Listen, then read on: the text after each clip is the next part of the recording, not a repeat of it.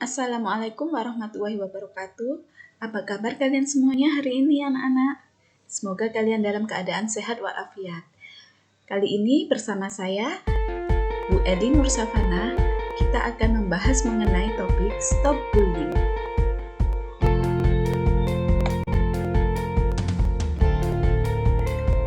Tujuan layanan kegiatan kita kali ini adalah agar peserta didik mampu memahami dan mencegah serta mengendalikan tindakan perilaku bullying.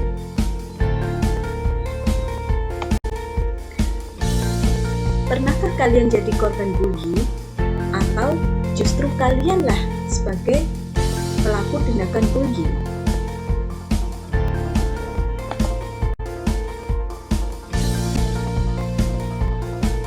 Sebelum kita membahas topik bullying lebih lanjut, marilah kita menyimak bersama-sama tentang tayangan video berikut ini.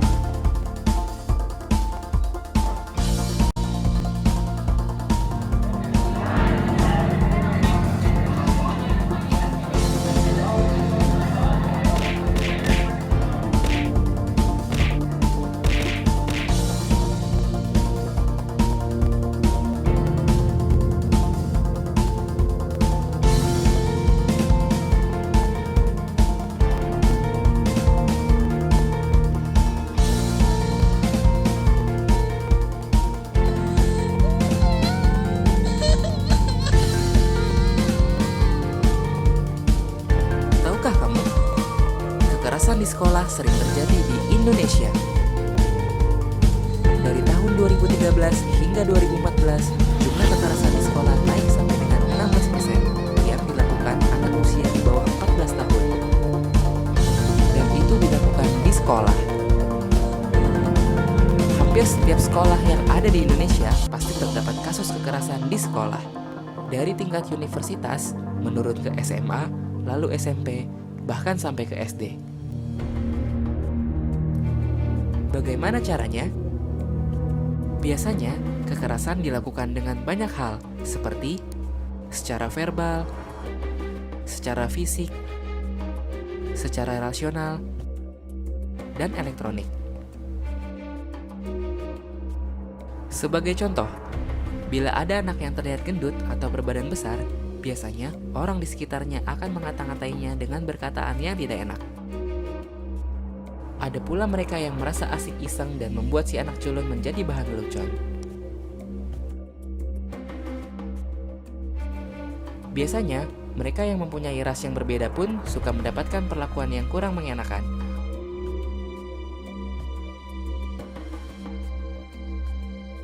Zaman pun berubah. Kekerasan ini pun bisa dilakukan melalui media elektronik atau biasa kita sebut media sosial. Tahukah kamu apa dampak dari perbuatan itu? Bagi yang melihat, tentu saja akan berdampak pada dampak mental. Dia akan merasa takut dan merasa tidak nyaman. Bagi pelaku, biasanya akan mendapat sanksi bertahap dari orang tua, pihak yang berwajib, atau di persidangan, dan bisa sampai akhirnya di penjara. Sebagai korban, akan berdampak seperti sering absen dan bolos sekolah, mudah emosi atau labil, sering terlihat ada luka dan memar, atau yang lebih parah, bunuh diri. Apakah kamu siap menerima semua perlakuan itu? Karena jalan kalian masih panjang untuk sebuah kebaikan. Stop kekerasan di sekolah.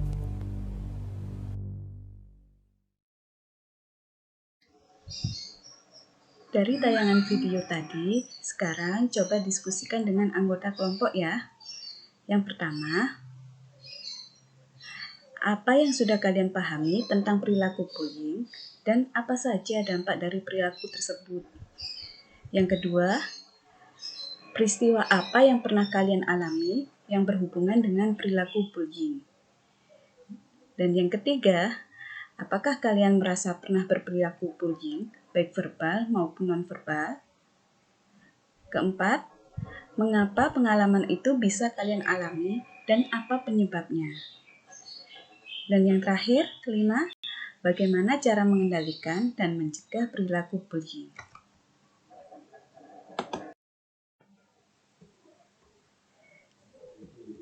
Nah, silahkan mengemukakan pendapat kalian masing-masing ya.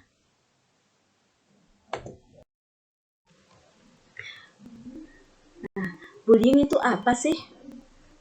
Bullying adalah suatu tindakan atau perilaku yang dilakukan dengan cara menyakiti dalam bentuk fisik, verbal, atau emosional, atau psikologis oleh seseorang atau kelompok yang merasa lebih kuat daripada korban, yang lebih lemah fisik maupun mental, dan dilakukan secara berulang-ulang tanpa ada perlawanan dengan tujuan membuat korban menderita.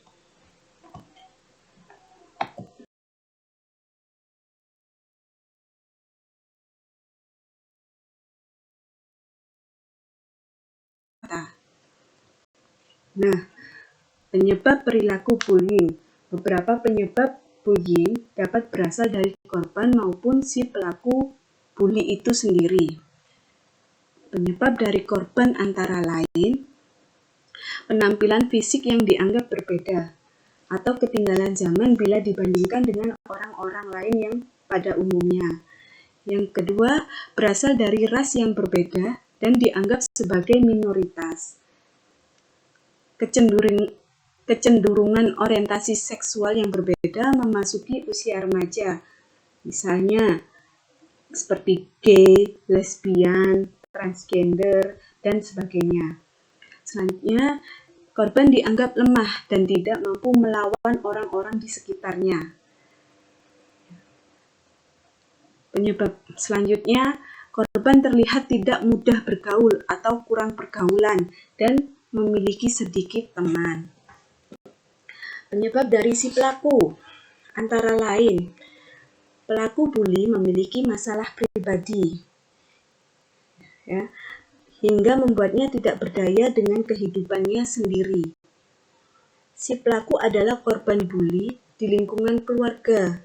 Ia kemudian membalasnya dengan cara membuli orang lain yang dia rasa lebih lemah darinya.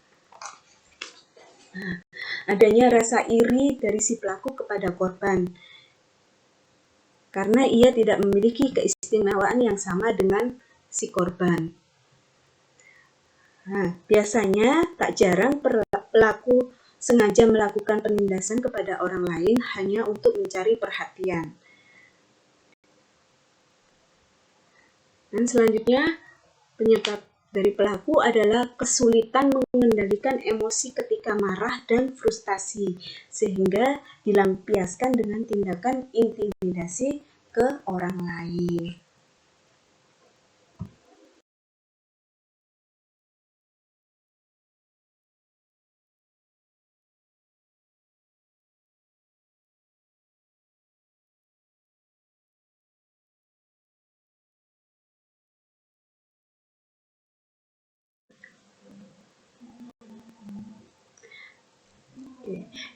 Dari perilaku bullying yang dialami seseorang atau korban, tentu akan menimbulkan dampak atau efek samping fisik maupun mental.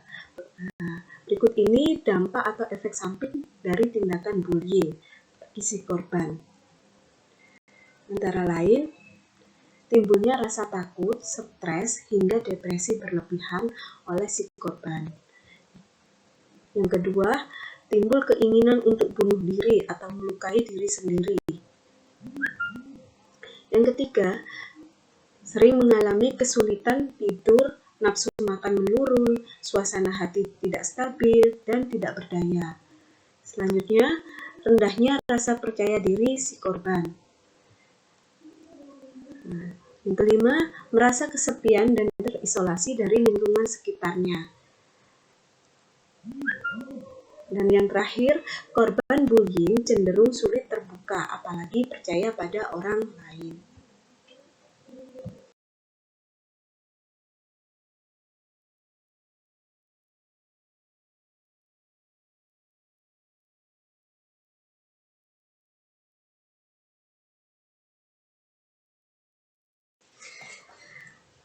Jenis-jenis tindakan bullying. Nah, ada beberapa jenis tindakan bullying.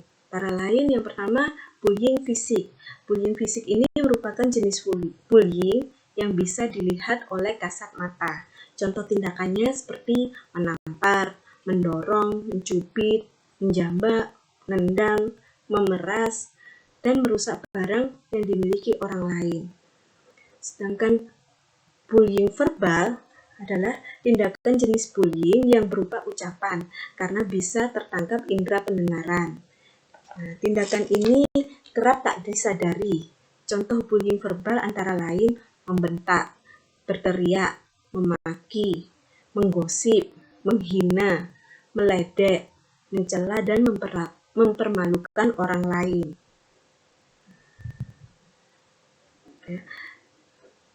Nah, selanjutnya bullying nonverbal. Tindakan bullying yang paling berbahaya karena tidak tertangkap mata atau telinga jika kita tidak cukup awas mendeteksinya.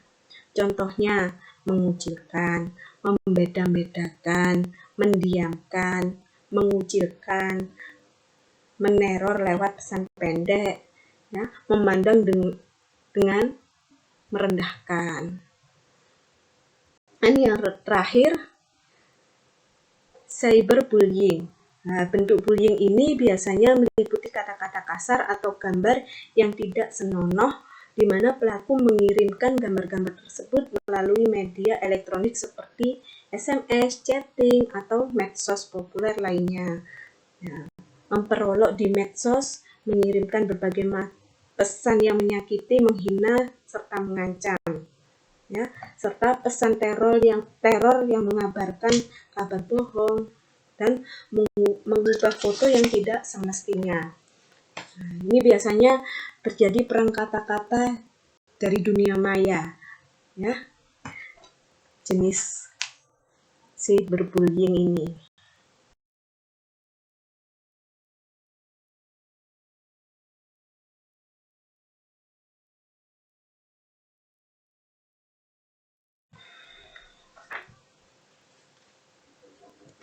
Oke, adapun cara mengubah kebiasaan membuli orang lain. Berikut ini beberapa cara yang bisa dilakukan agar terhindar dari kebiasaan membuli. Antara lain adalah yang pertama, harus saling memahami perasaan orang lain. Ya, karena belajar memahami perasaan orang lain akan membuat kita lebih berempati kepada mereka. Kita tidak akan menjadi orang yang sok tahu terhadap kehidupan mereka. Kita akan lebih banyak menyediakan diri untuk mendengarkan mereka tanpa menghakimi. Sebab terkadang saat kita merasa sudah tahu masalahnya, kita dengan mudahnya menyalahkan, bahkan tidak jarang sampai membuli mereka. Perkataan pun bisa menjadi luka yang sangat membekas, apalagi jika kita mengatakannya tanpa rasa berhati-hati. Yang kedua, lakukan kegiatan positif bersama. Siapa bilang orang yang biasa membuli, bisa saling membuli, tidak pernah memiliki kedekatan, ya, justru mereka bisa saling dekat dan saling tahu cerita hidup masing-masing. Nah, karena sudah tahu cerita hidup masing-masing, ya, biasanya mereka akan saling menjatuhkan suatu saat nanti, ya. Membuli bukan hanya tentang kekerasan secara fisik saja, tapi kekerasan secara verbal juga bisa terjadi. Jadi salah satu contoh bullying yang kita sembunyikan di balik topeng pertemanan. Tidak sulit kok rasanya untuk menjauhkan dari semua itu. Kita bisa melakukan banyak kegiatan positif bersama, melakukan banyak hal seru sampai produktif dengan teman-teman. Kita harus saling terbuka, saling menjaga kepercayaan, menjadi pendengar dari kisah seseorang memang sangat membanggakan, tapi menjaga semua rahasia hidup adalah perkara yang tidak biasa. Jika mengalami suatu konflik, maka bisa jadi informasi pribadi pun menjadi bahan untuk mengejek, mencela, sampai membuli orang lain.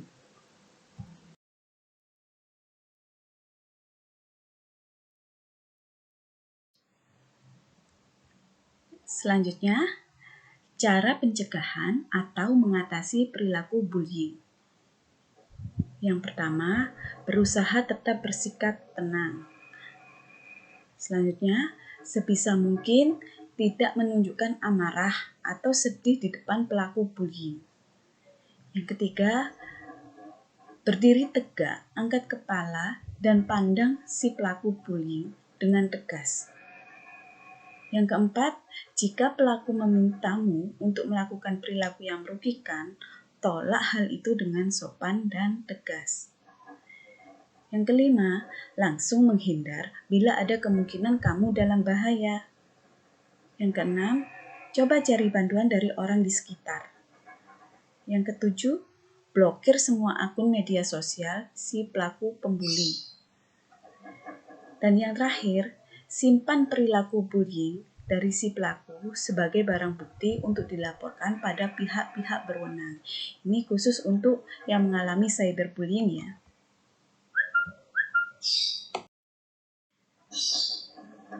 Nah, setelah memahami topik bimbingan hari ini, kira-kira rencana apa yang akan kalian lakukan? Yang kedua, kapan akan dimulainya rencana itu? Dan yang ketiga, bagaimana cara melakukannya?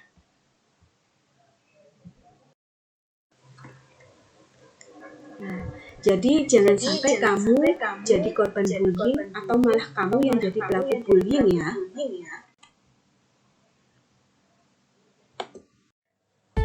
Tindakan bullying dalam bentuk apapun tidak dibenarkan karena menyenangkan bagi pelakunya dan sangat merugikan bagi si korban.